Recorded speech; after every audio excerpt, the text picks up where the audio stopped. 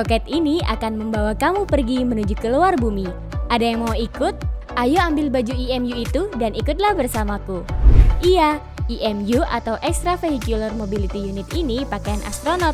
Dengan ini, astronot bisa bernafas dan bergerak di luar angkasa. Apakah kamu siap? Oke, hitung mundur ya. 3, 2, 1. Roket mulai meluncur. Kepulan asap dari roket membumbung tinggi.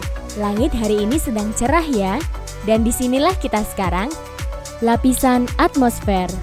Iya, lapisan ini yang mengelilingi bumi dengan ketinggian 0 sampai 700 km. Jika tidak ada lapisan ini, suhu udara saat siang di bumi kita dapat mencapai 93 derajat Celcius. Sedangkan saat malam hari bisa sampai minus 154 derajat Celcius. Wah, bisa-bisa kita semua menjadi manusia es. Nitrogen, karbon dioksida, argon, dan oksigen.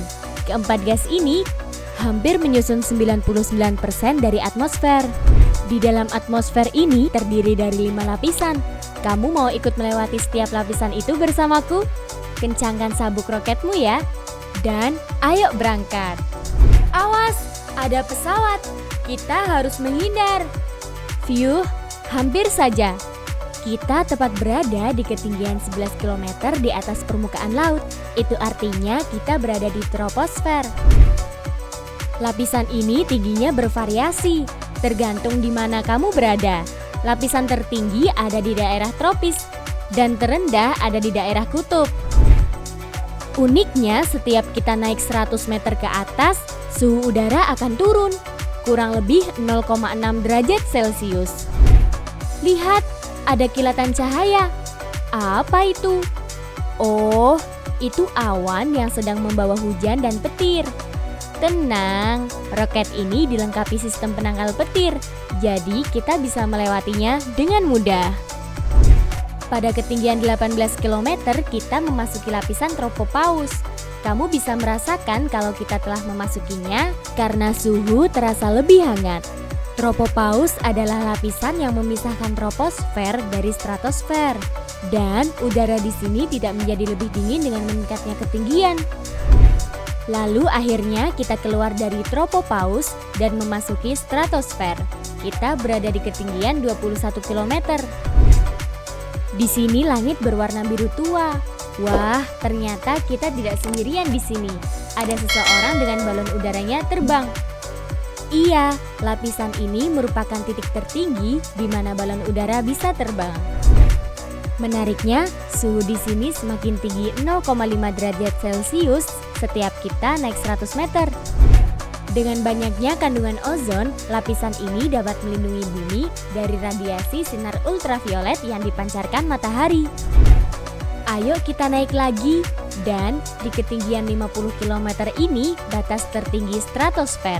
Kita sering menyebutnya sebagai stratopause.